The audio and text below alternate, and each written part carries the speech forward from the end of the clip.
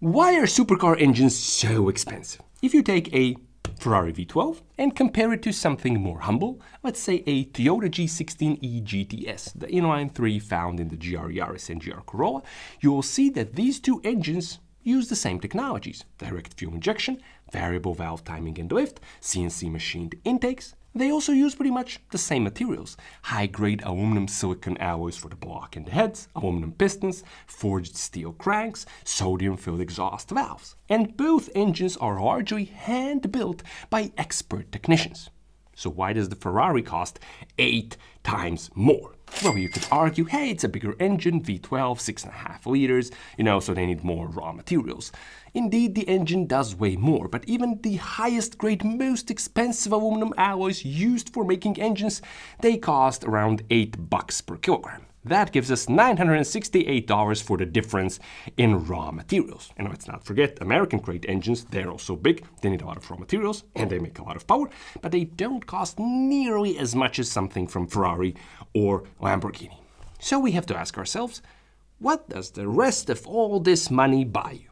Just a badge? Well, that's the exact question we'll be answering in this video, and we'll answer it while assembling an exquisitely detailed all-metal scale replica of a supercar V12 engine.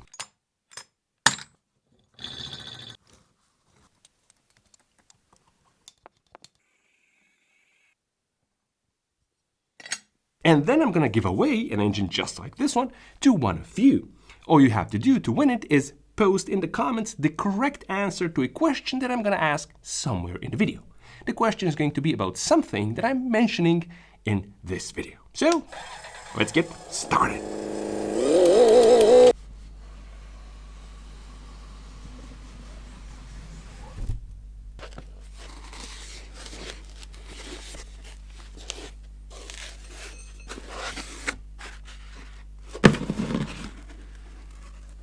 And let's start with the core of the engine block. As I already mentioned, the engine block is cast from aluminum. In the case of Ferrari, that's a proprietary alloy which includes 7% silicone and a trace of iron for improved mechanical integrity in casting. What's pretty interesting is that Ferrari uses in-house sand casting, a process which could be considered archaic by modern standards. It has low tooling costs, making it suitable for low volume production, while at the same time allowing the casting of large and complex structures with low porosity thick sections and the ability to cast thin walls and good overall strength.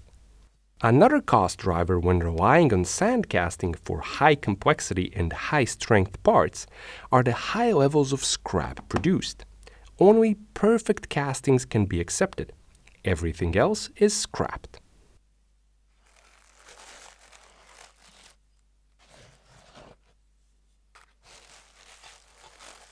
Inside the block, we have the crankshaft, which is forged steel in case of both the Ferrari and the Toyota G16.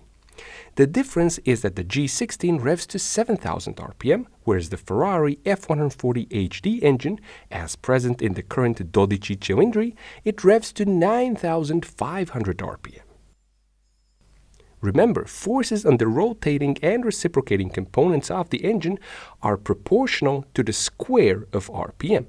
In other words, the Ferrari V12 revs 36% higher, but the internals experience 84% more stress.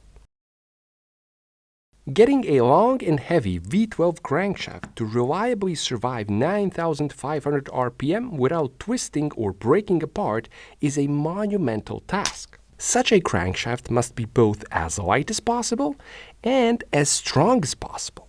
On top of this, it must be balanced to absurd tolerances, and this requires significant time and expertise.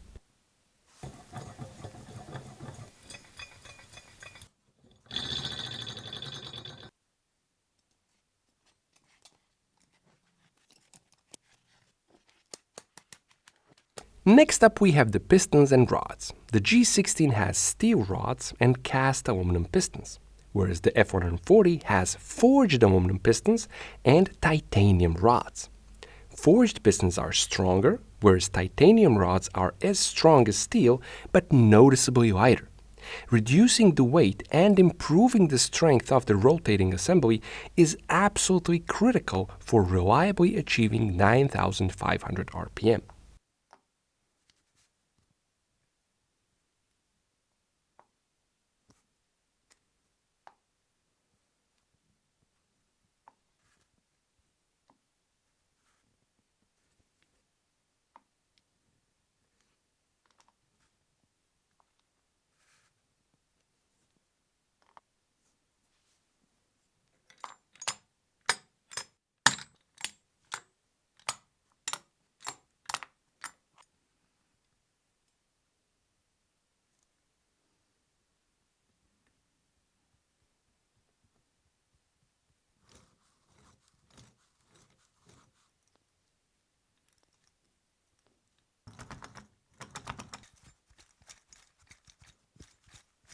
Another item that is a major cost driver on the Ferrari engine is a dry sump system, something that is not present on the Toyota or pretty much any other high-volume engine.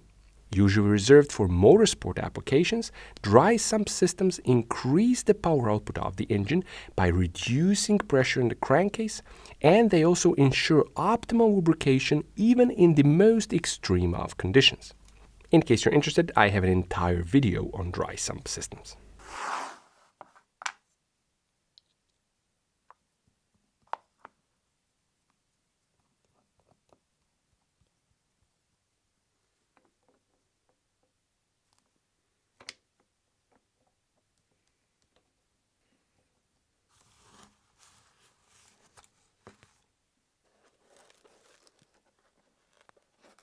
Now it's time to proceed over to the cylinder head. Here the Toyota G16 and the Ferrari F140 are remarkably similar. Both are chain drive, double overhead camshaft with 4 valves per cylinder. We have sodium-filled exhaust valves in both engines for reliable high-temperature resilience together with variable valve timing and lift. Ferrari does take things a step further with hollow camshafts for weight reduction. The lighter something is, the easier it is to spin it up to speed, and reaching 9,500 RPM quickly and reliably requires weight savings wherever possible. Of course, manufacturing strong, long, hollow camshafts is neither cheap nor easy.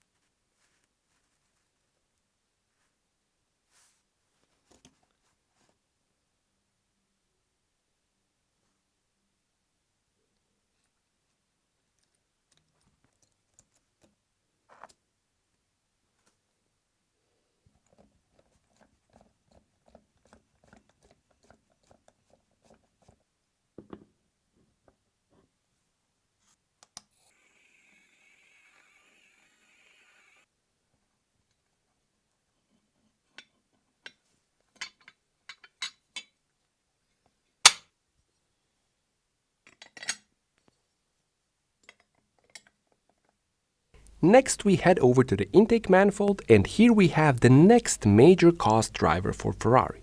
Individual throttle bodies paired with constantly variable intake trumpets. Although various iterations of variable intake ducts exist on car and motorcycle engines, almost all are limited to just a few stages, and they shift between these stages. Ferrari's system is taken directly from previous F1 engines and is both infinitely and constantly variable.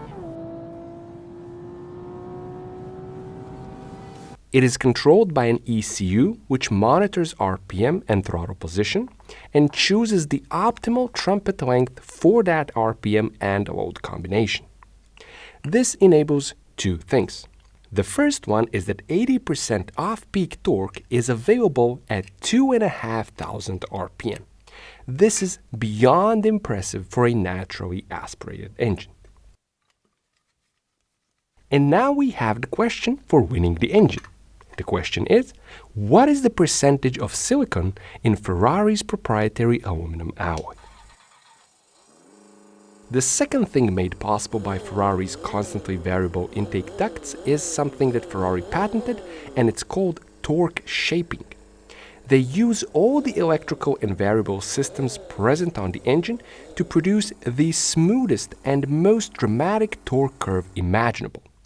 To achieve this, they sacrifice a tiny bit of peak torque across a number of points of the rev range, and in exchange, what is created is the most emotional acceleration possible. The car feels like it's always accelerating at any RPM.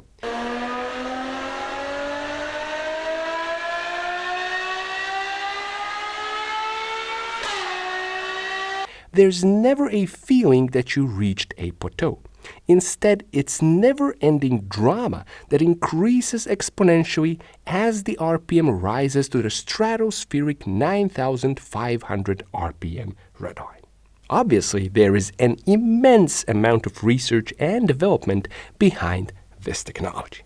And there we have it, one very special V12. So, why is it so expensive? Well, if we add up the cost of the forged pistons and the titanium rods and the hollow camshafts and the continuously variable intakes and the dry sump, we are looking at realistically somewhere between, let's say, 35 to 40,000 euros of extra parts and manufacturing costs. Again, we have a lot of money left over. So, is that finally the value of the badge? Is that what you pay for to get the little prancing horse on your engine and vehicle, just like the people who pay triple digits for 100% cotton t-shirts with Italian surnames? Actually, no.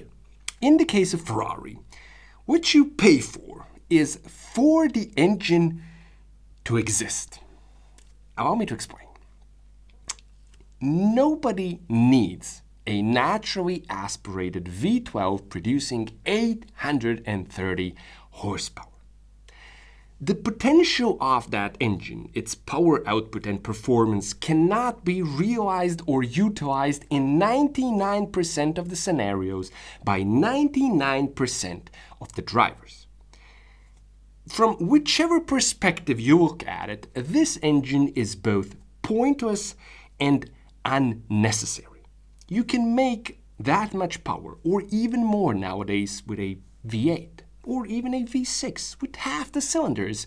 Just slap some turbos on it. That's exactly what Toyota did with the G16. They added a turbo to make 187 horsepower per liter. Even a hack like me can take a 1.6 to 300 horsepower. You just need a big enough turbo and some readily available aftermarket electronics. On the other hand, Ferrari chose to achieve 830 horsepower in hard mode, naturally aspirated. Why? Because they were never after power numbers.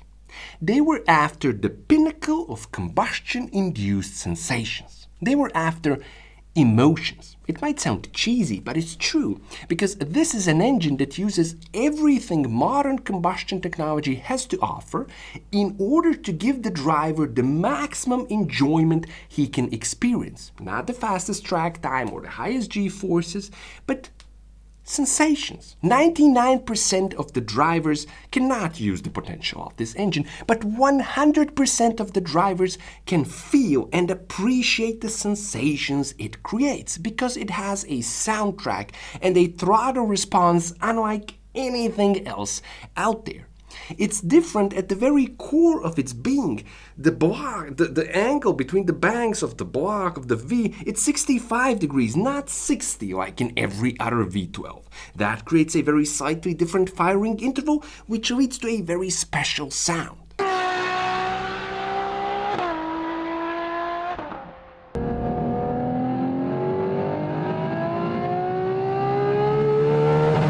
This is an irrational and impractical engine.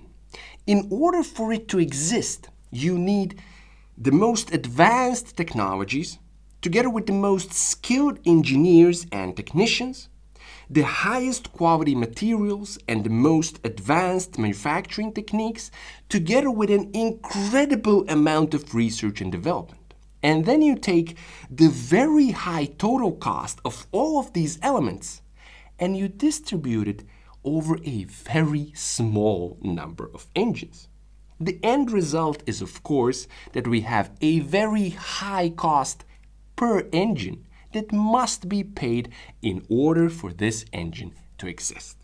Comparing this engine with a G16 from Toyota doesn't really make sense. It would be perhaps a lot more sensible to compare it to the Lexus LFA, which shows that even a giant like Toyota was unable to deliver peak emotion at reasonable prices. When you want to achieve the pinnacle of something, it is always a story of fighting brutally diminishing returns. Let's say that a reasonably fit person, can run 100 meters in 16 seconds. With some serious training, they can probably reduce that time by 3 seconds to 13 seconds. But reducing that time by another 3 seconds to somewhere around 10 seconds is going to take far more training than for the previous 3 seconds. It's going to take unreal commitment and determination and perseverance and God knows what. And it's like that with engines and with pretty much everything else. As always, thanks a lot for watching, and I'll be seeing you soon with more fun and useful stuff on the D4A channel.